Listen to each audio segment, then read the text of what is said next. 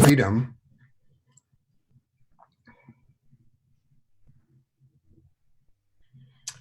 is stepping outside the construct of who I imagine myself to be, how my world appears or occurs to me, and stepping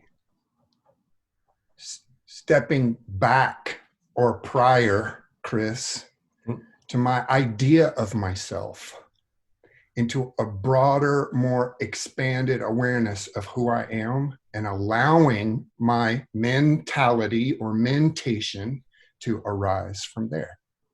Mentation. Is that a word? Is that your word? Mm-hmm. I love it. Is it actually a word? I have a horrible vocabulary, by the way. If it's so you might need to dumb it down, okay, for me a bit. But what is that? Okay. What does that word mean? Whether it's your word or whether it's a word in the world, mentation. My thinking and feeling and doing. All right. Okay. All right. So my activities, like how I see things, how the world occurs to me, comes from who I'm being. Are you kind of deep?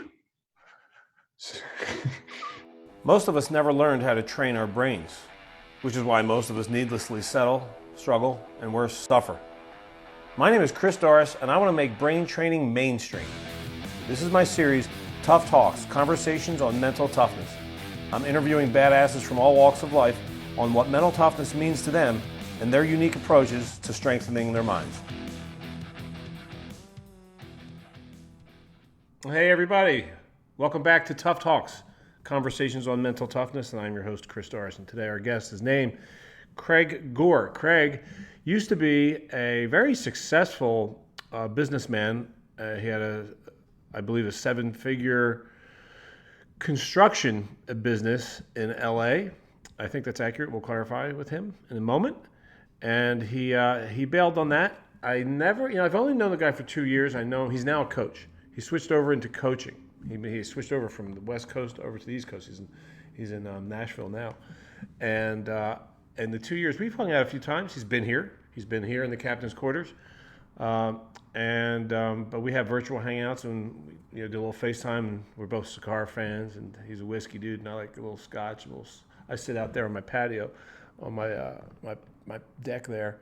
You can't see outside because of all the sun, but there's a high top and some chairs and some rocking chairs out there, and I sit out there, and he and I chatted up. He's a deep dude. He's a really deep guy, and I love that. I suspect I just talked to him 3 days ago, just a little bit about what the whole point of Tough Talks is, and why I do it, and I just asked him to be him. I think you're going to really enjoy him. So I don't know. I do not know where this conversation is going to go, but I can pretty much rest assured, and I can give you assurance that it's going to be pretty damn interesting. All right. So without further ado, let's go find Mr. John Craig Gore. His real name is John Craig Gore, but he goes by Craig. So let's go find him. Where are you, buddy? Well, there he is. Found him, Mr. John Craig Gore, who goes by Craig Gore, right? I do. Yeah. Hey, okay. Mister. Yeah, it's good to see you, buddy, as always. It is good to see you, buddy. I've been looking forward to this conversation with you and the privilege of sharing you with my Tough Talks posse. Because how long have we known each other? It's not that long. Couple years? Couple of years. Probably a couple years, right? Mm-hmm. Yeah, we've hung out a little bit, and we hang out virtually quite a bit. Yes, sir. We are both cigar lovers. Indeed. I am that. Yes, you are that. You are that. And you sent me a picture of you smoking a cigar the other night, which actually had me feel a little bit frustrated.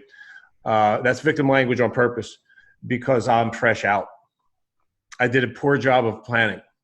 Very poor planning. You need a little help with that, Coach? Yeah, man. Just send me a reminder every time. How's your stogie stash? That'll be helpful. Yeah, I love that. All right. Yeah, man. So, hey, I got a question for you.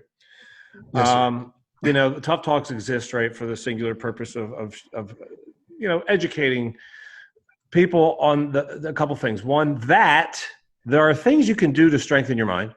And two, yes, what are they? Now, mental toughness is like my branding, right? And I use the term mental toughness synonymous with emotional mastery, even with enlightenment or consciousness. Okay, it's shining lights, mental mastery. It's being able to use your mind in ways that upgrade the probability of you using your life well. Now, that's the segue. How would you, or how do you define mental toughness? And let me just, before I stop asking the question, I forgot to finish the preface, which is that people hear from me, the people that follow my blog or follow my daily dose or whatever, my content, they get my shtick on mental toughness. And one of my intentions here in doing the Tough Talks is to interview badasses like you, and so that we can get your distinct and unique perspective on what mental toughness might mean to you, what role it's played in your life, what you're up to. And we let you don't have to use my language. We've talked about that. In fact, would prefer that we don't use my language here. And let the audience bridge the gap between what you're up to in the world, mental toughness, and how it applies to them. So that all said, that was one hell of a fucking preface to a question. How do you define mental toughness, dude? I want to acknowledge yours first, that it is broad in scope, and it's not your explanation, understanding of mental toughness. It is actually broader than I first thought. Like, it's changed over 2 years. My understanding of your understanding has changed. But the question is, okay, what's my understanding? Yeah, what's your gig on it? Who you be. And the thoughts and feelings that arise from that. Okay, keep going, man. Who you be. Oh, well, actually, let me tell you, my first response to that was, I noticed on your Facebook page that you have you have 3 words in your bio section. Do you know what they are? I know what they are. Which ones? It just says Coach for Freedom. Now, is that related to what you're saying? How you be? 100%. Okay, bring it.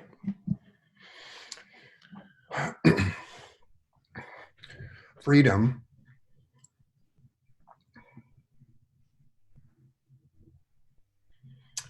is stepping outside the construct of who I imagine myself to be, how my world appears or occurs to me, and stepping back or prior, Chris, to my idea of myself into a broader, more expanded awareness of who I am, and allowing my mentality or mentation to arise from there. Mentation. Is that a word? Is that your word? Mm-hmm. I love it. Is it actually a word? I have a horrible vocabulary, by the way. If it's so you might need to dumb it down, okay, for me a bit. But what is that? Okay. What does that word mean? Whether it's your word or whether it's a word in the world, mentation. My thinking and feeling and doing. All right. Okay. All right. So my activities, like how I see things, how the world occurs to me, comes from who I'm being. Are you kind of deep? No, sir. I'm as shallow as they come. Yeah, whatever. All right. So so if so I'm going to just simplify some of this for me. So I look at your page and it says Coach for Freedom. Also check out your website. I'm sorry. What did I say? You said Coach for Freedom. Coach for Freedom. Yeah. So freedom from what? Because freedom, the word freedom, if for freedom implies that there's something obstructing the freedom. Or so you think. Well, that's my interpretation of the sentence. So, wait, or so one might think. Well, I'm one of them. Well, anyway, so freedom from what? A sense of limitation, what my present sense of limitation might be, limiting beliefs, a limited concept of my life and my living. I want to back up a step, right? We'll asterisk that or just mark that, right? We'll put a pin. That's the phrase. Put a pin in that. Okay. That's the current language for that. We shall return to that. So you're a coach now. Mm-hmm. Do you refer to yourself as a coach? I do. When you're out in the world and someone says, "Hi, nice to meet you," Craig, what do you do? What is one of your responses? I'm a coach. Okay. All right. So now, before you became a coach, you were in business. Yes, sir. Right? You had a big business. You had a 7-figure business. Yes, sir. Well, so where'd that go?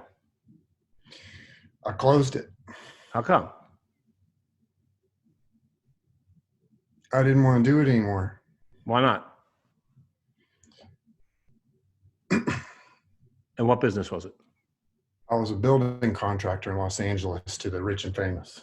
Oh wow. Oh, I'm glad I asked. That's actually pretty neat. That part I never heard before. The last to the rich and famous. I don't think I ever heard that part. Yeah, That's kind of fancy pants building contractor. Okie dokie, Smokey. So, all right. So why'd you shut her down? Well,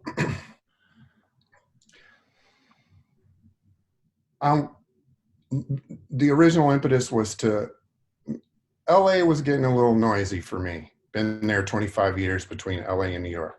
It's getting a little noisy, a little busy. Okay. Sure. And so I had the harebrained scheme that I would change my lifestyle.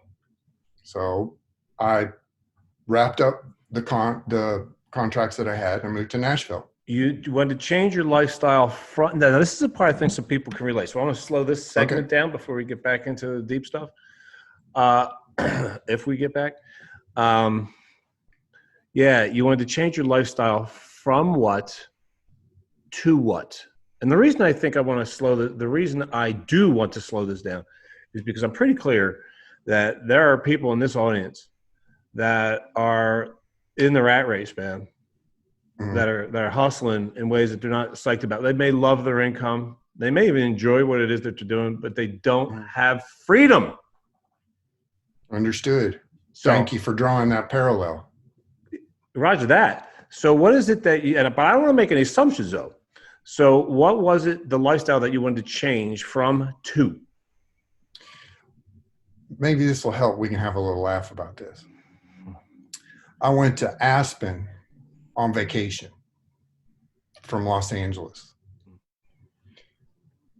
And all I remember about Aspen was standing at the top of Aspen Mountain with my girlfriend staring a hole in me while I was on a conference call, holding my skis, arguing with a lady about her fucking doorknobs.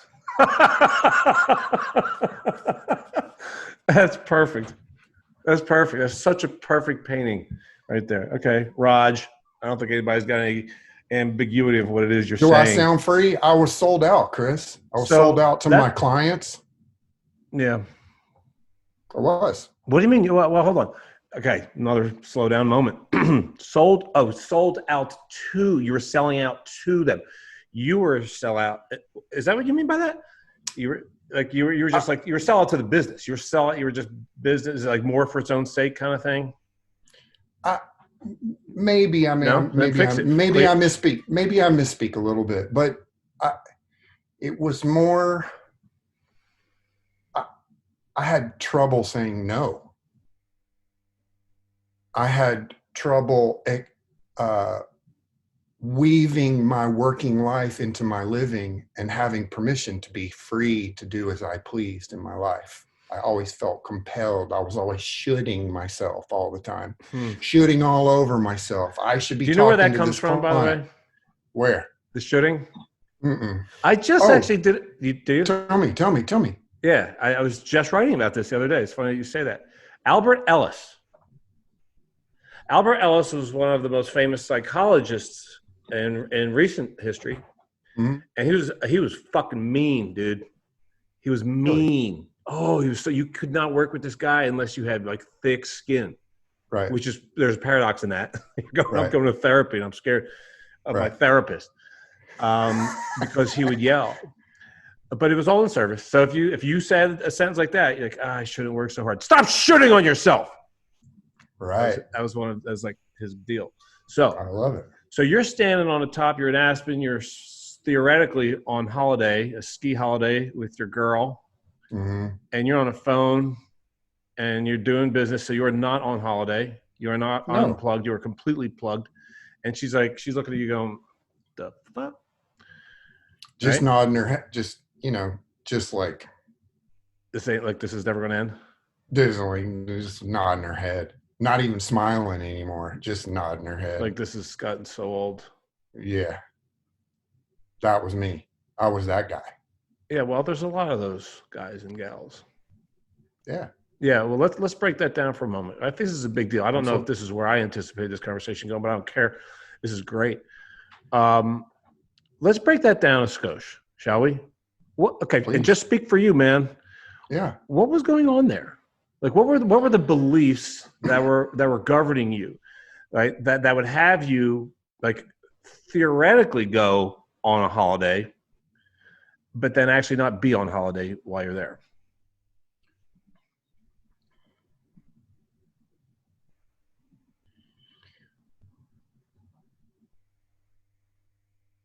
I didn't know.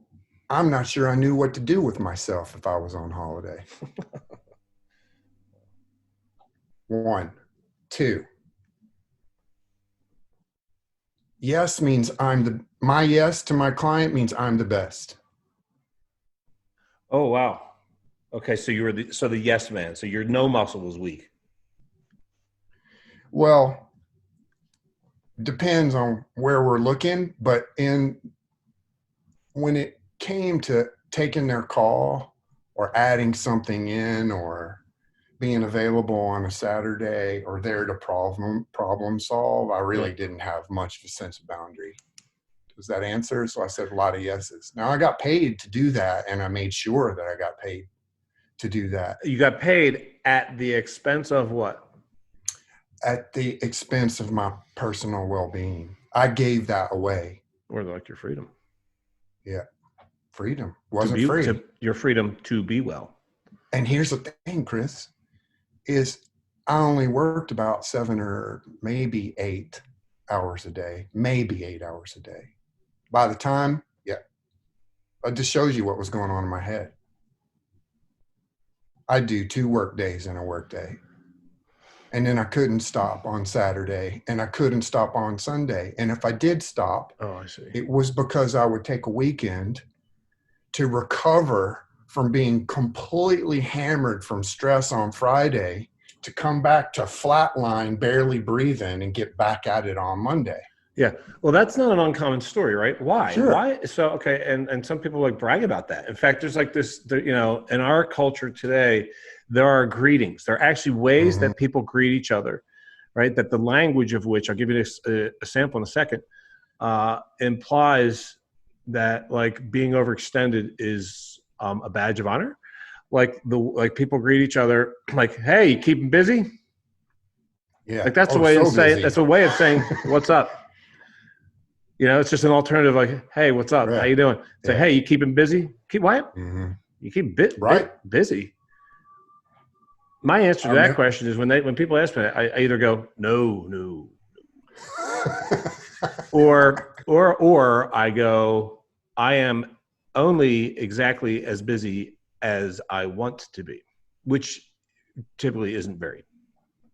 That's beautiful. Well, now, yeah, but a lot of people hear that and they're like, yeah, you've got, you chose a different, or like, I don't know, fortunate. This might shed some light on what it was for me, and I'll use Steve Chandler. I'll use his words about busy. The Godfather. The Godfather of coaching. Busy is lazy. Come on, man. Love it. Oh, baby, that could be the definition of this whole thing. Busy is lazy. All right, that seems like a contradiction in terms now, doesn't it? That is inherently, what a playful sentence that is. Please do elaborate.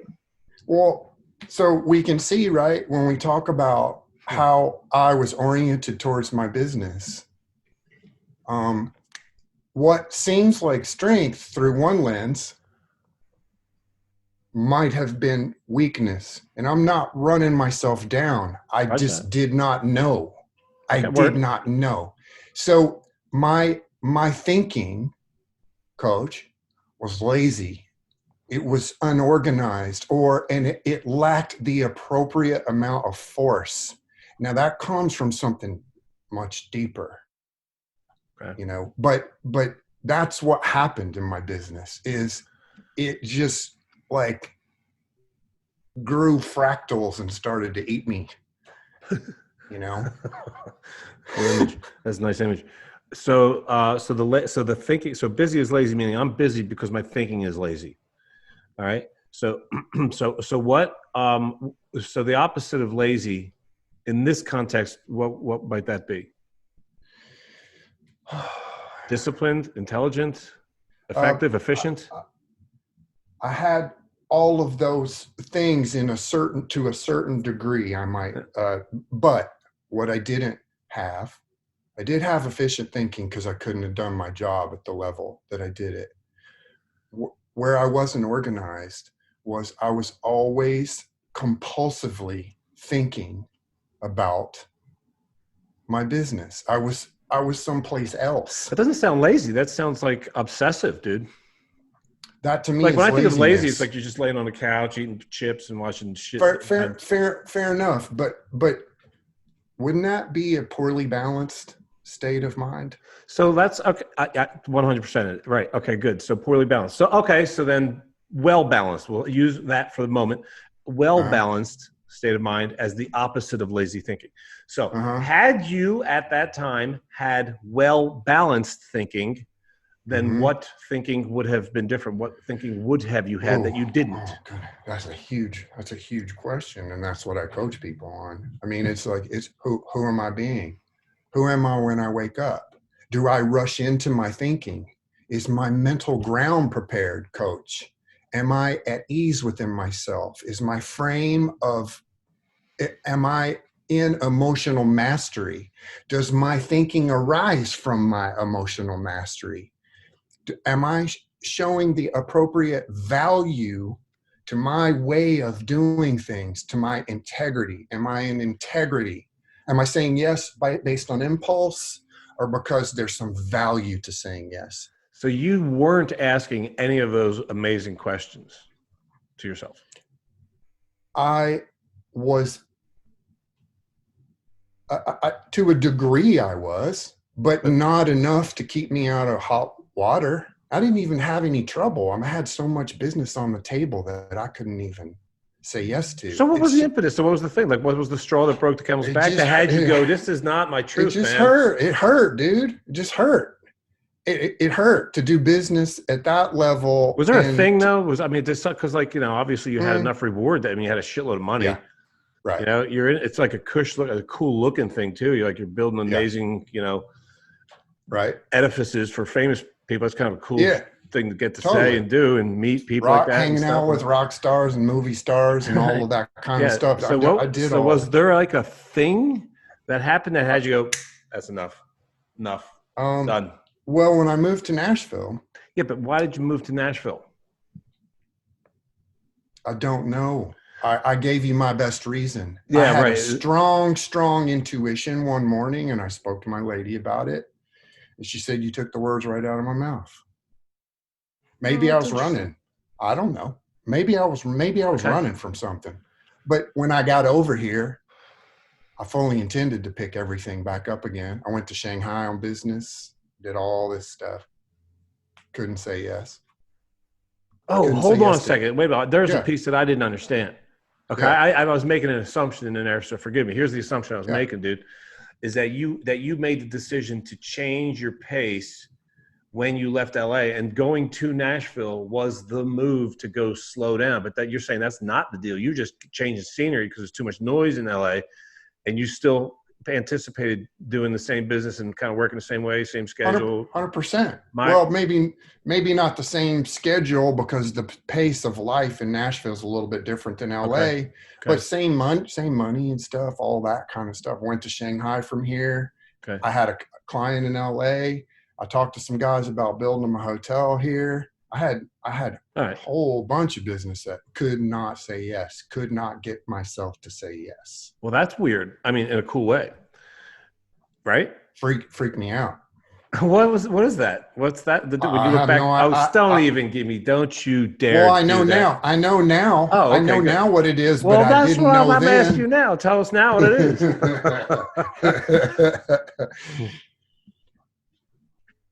A friend of mine who's in a Grammy award winning band who lives in Europe.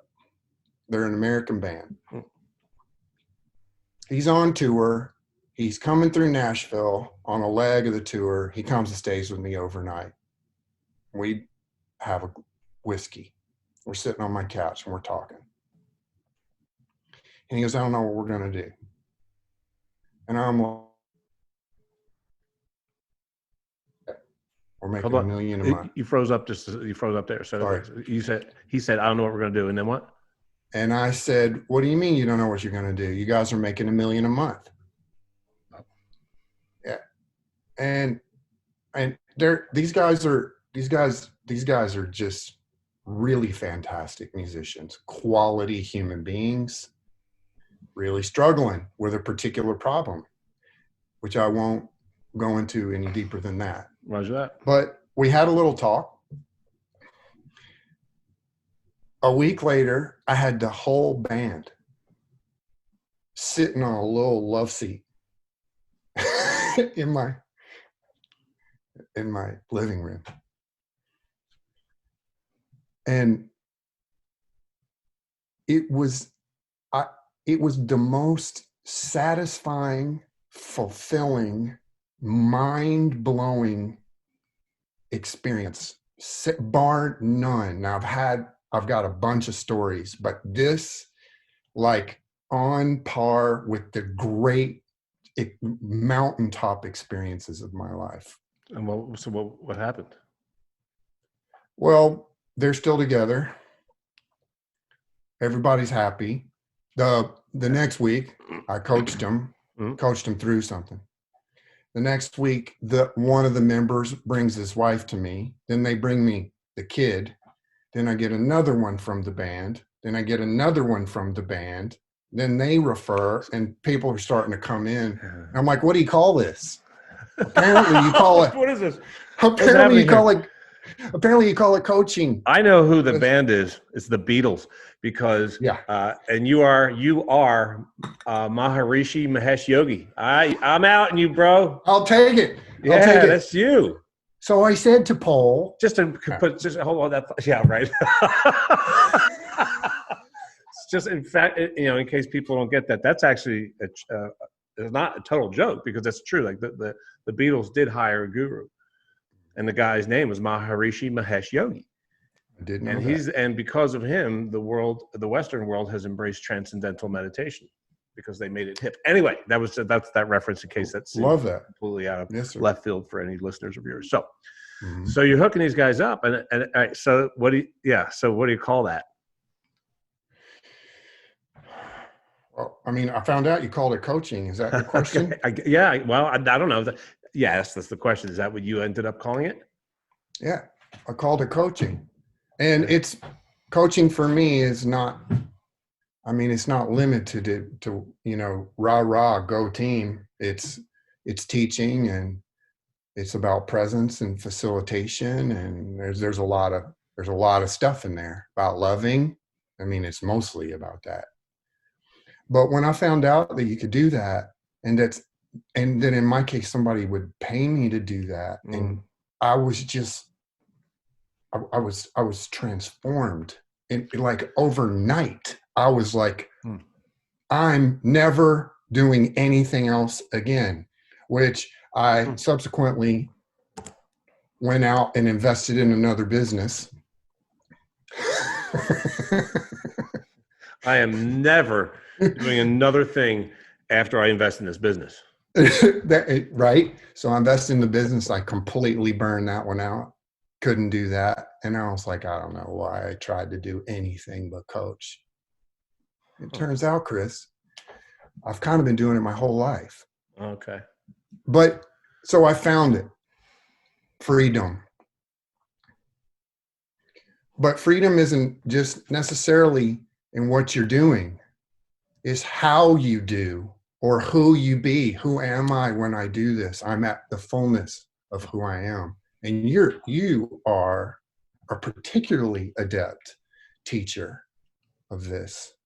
I've been reading a little something that you sent me in the mail and in my email. Oh, right. And yeah, you talk about it's so full of stillness and presence. And that's how I define freedom. It's freedom from a construct of being stuffed into a bag of bones and feeling constricted by your life and all the conditions in it. It's conditionless awareness, harmony, always available. And you're singing that from the mountaintops, and you could not be more right. That's freedom. So that's one hell of a great answer to my initial question, which is why on Facebook do you only have 3 words under your bio, which is Coach for Freedom? I guess I get it now. Man, what percentage of, we'll just like go with America, all right, because that's where we are right now. While I don't have an answer to this question, so just what's your estimate of, you think, what percentage of the population are free in the way you're describing? Before we answer that question, can I give a question prelude to that question? Please. Okay, so the second question will be, what percentage of people have that? Now, that is freedom. Let's define freedom as simply as you can, even if we've been talking about it all day here. Like, could you give is it possible to give like a super concise Craig Gore answer to the question, what is the definition of freedom?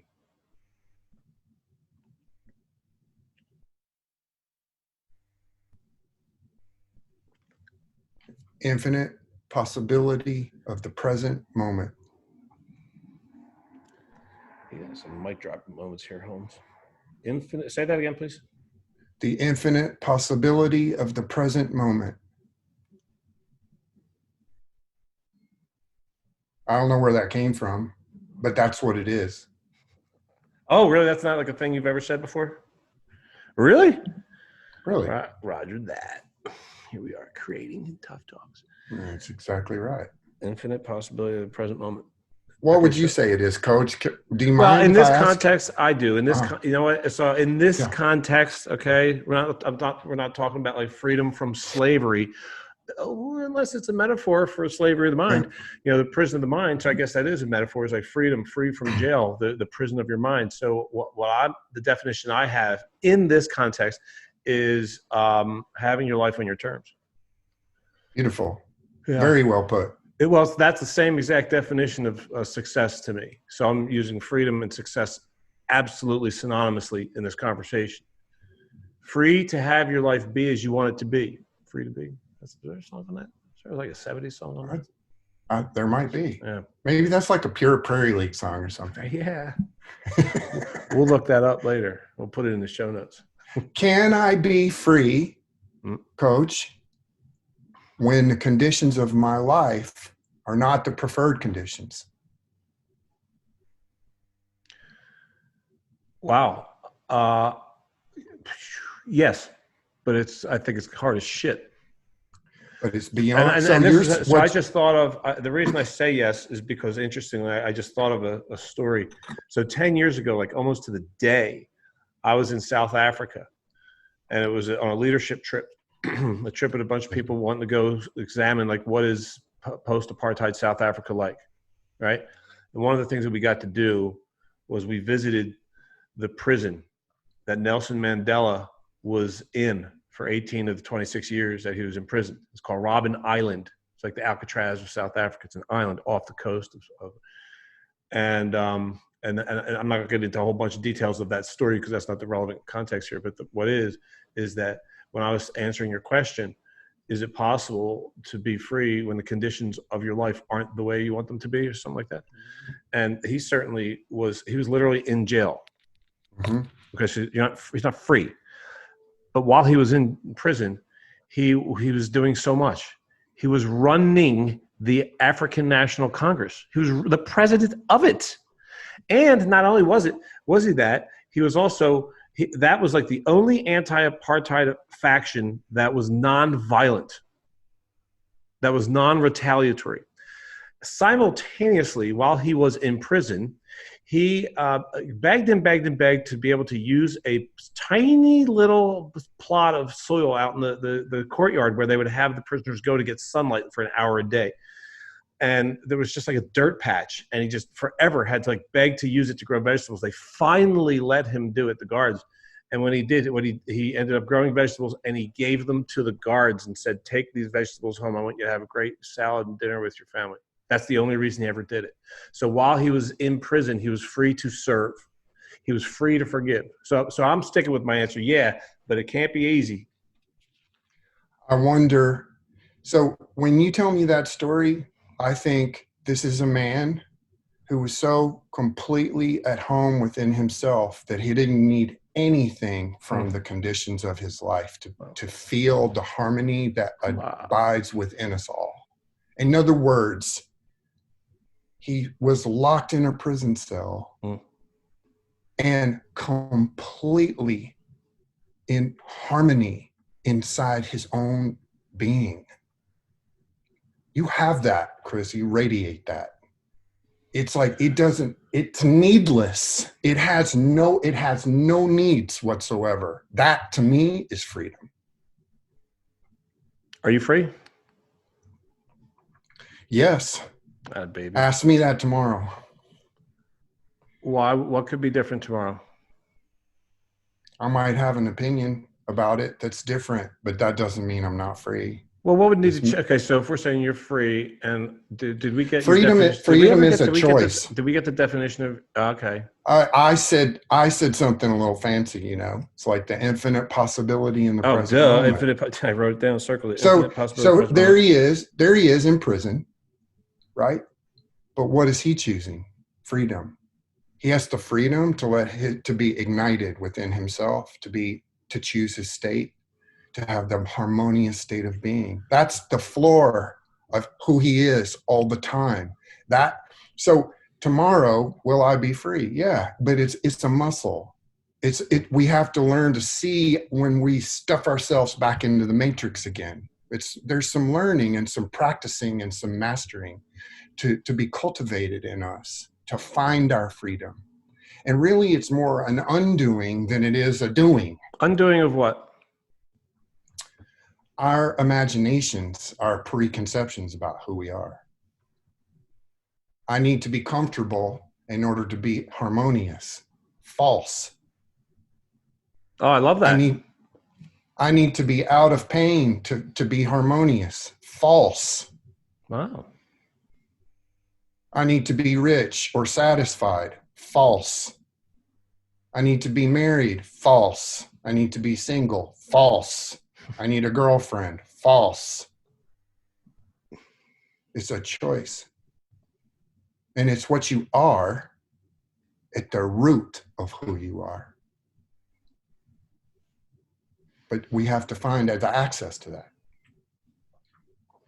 You know, on your website, which, by the way, is johncraiggore.com, and I'll make sure that's in the show notes. Thank you. John, it's your name. John Craig, Craig, Gore, Gore. So John with an H, JOHN, craiggore.com. You also, you say it. You're pretty clear that coaching with you is not for the faint of heart. Is that the language you use? It's not for the faint of heart, right? That's exactly the language that you're using? Yeah. Why not? I mean, I'm feeling that. It's that. What? So I'm not really given to observing I tell that there's a bit of pressure to being in my presence. That's what I'm told. Word on the street is it's a little uncomfortable to hang with. It can be. It can be. Now, doesn't mean I'm not full of love and compassion and forgiveness. Doesn't mean that I can't be gentle. But when we're talking about saving lives, I absolutely do not fuck around. You know, it's interesting you use air quotes there when you say, because some people listen to this on a podcast version, so they can't see you have that gesture. Thank you. And Thank you. that's cool. And I just want to have that's even still for people that are watching this. It's an interesting that you said saving lives. You put air quotes Mm-hmm. around saving lives because you Mm-hmm. is that because it's like it's not first responder stuff, literally. Right. Why did you put air quotes around saving lives? Healing. Well, that's interesting. Have you ever said that when anybody has anybody ever asked you, hey, what do you do for a living? Did you ever say save lives? 100%. You have said that. In the right context, yes. Yeah, right on. Neat. You know why? Because my teachers, without equivocation, my teachers saved my life. No doubt about it. I'd be dead in a box. Can you say who any of your teachers were? Well, the one teacher I'm referring to in particular, her name is Regina, and I won't say her last name because she's my dear friend now. But she literally taught me how to move out of my own fear. I'm telling you, brother, she saved my life. Why not? She saved my life. Now, when you say she saved my life, Mm-hmm. do you mean like she saved you from committing suicide? Maybe not that overt, but I was so bound up in fear and distress that I could not control my mental state. I'm not saying crazy. I'm saying I had no mental I was not robust mentally because every little boogeyman that will pop out of the corner of my thinking, I would have a conversation with and get invested in. Spooks. Mine was full of spooks. That's what I help people to find their way through. And it's not just the thinking, it's the feeling state as well, which I know that you're aware of because you talk about it a bunch. And that's where the meat of it is. That's so cool, man. I so appreciate you, dude. You're so on. A couple of observations I want to share with you right now as we wrap it up is that you're so unapologetic about your transparency. Like you don't give a shit. You're too busy in service to care how people are perceiving you. And I think that's fucking amazing and ballsy. And the other observation that I had today, and not only today, but definitely today. In fact, you had your eyes closed at one point. If you watch this later, you'll see me. I was making gestures because you were answering the question. I think it was the question, how do you define what's freedom? And you said infinite possibilities of the present moment. While you were coming up with that, your eyes were closed. And you probably took a good 30 seconds. It was pure silence. So I bet you people listening on podcasts are going to check their phones to see if it stopped or something. If they accidentally butt dialed somebody. And so I went like this. I'm like, because it's like you did it 4 times, I think, in this call, which is less than an hour long. It's not even 45 minutes long. And I'd ask a question or you say something, and you just go.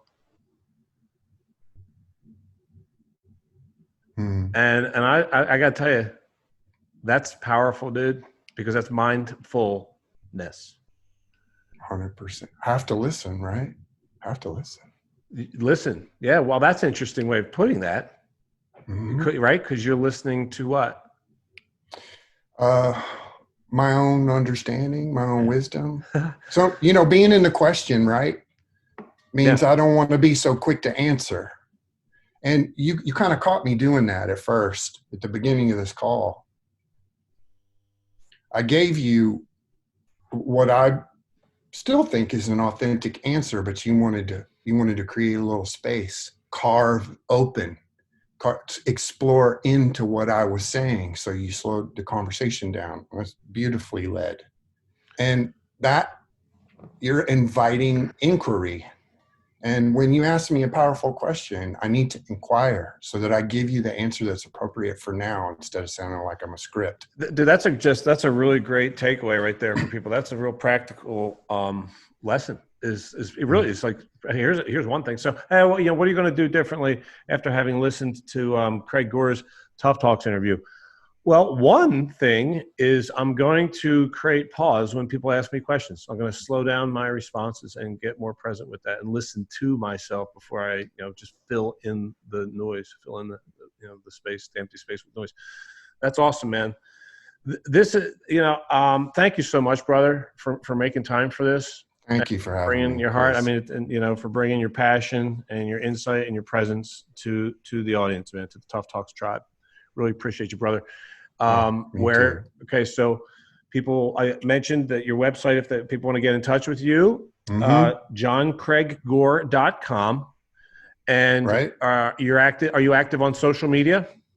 I am indeed. You can find me on Instagram from time to time, but Facebook, I'm around a lot.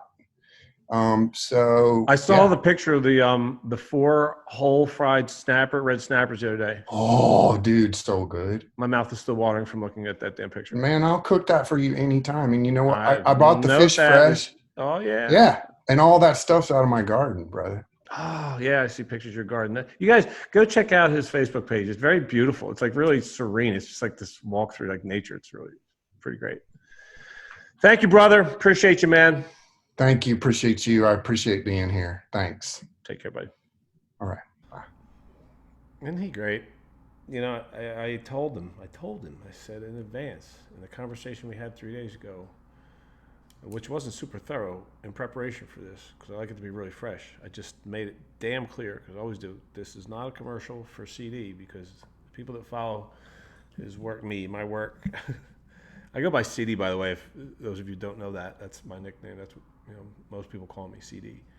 So Tough Talks is not a commercial for CD, but that dude just can't help himself. But like, I made it explicitly clear. Like, no compliments. This is about you. People will benefit from hearing your unique position in the world and your worldview and what you're up to and all that, what's important to you. But the dude just can't stop himself. He's just that full of love. Yeah, I think I was right. I think I called it. I think I said in the intro that, well, I didn't know where it was going to go. I was right about that. But it was deep. I tell you what, I think my favorite takeaway, though, from the whole thing was the sentence, busy is lazy. And I get that. I hope you get that. I think that's very profound, right? Being busier, and it's obviously, I think he said it came from Steve Chandler, and Steve's great at creating these really poignant and provocative, attention-getting little quips, these little phrases, baby mantras, right? Like this one: busy is lazy. So get your attention. And I think what it means really is that being overly busy, being busier than you want to be, to the point where you use it as like this complaint, this chronic complaint. Oh God, it's been a crazy week. Another crazy. Oh my God, I'm just so damn. I'm just too busy. I'm too busy. That's lazy. That means you're being lazy about organizing your life in a profound and powerful way that's on your terms. So I hope you enjoyed that one.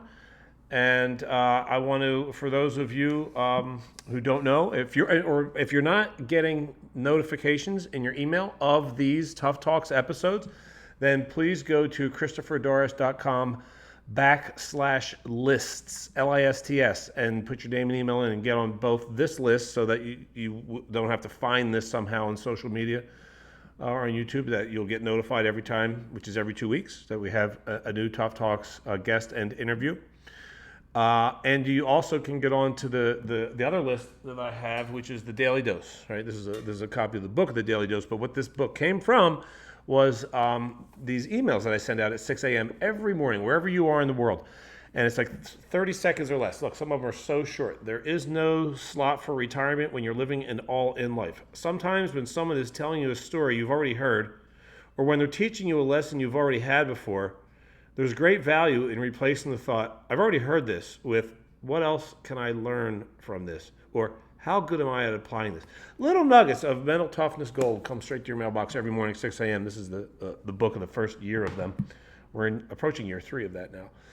So, Daily Dose, mental toughness tips in 30 seconds or less. You can get on both lists by putting your name in and your email in one click. christopherdoris.com/lists. Thanks for tuning in. As always, until next time, create miracles.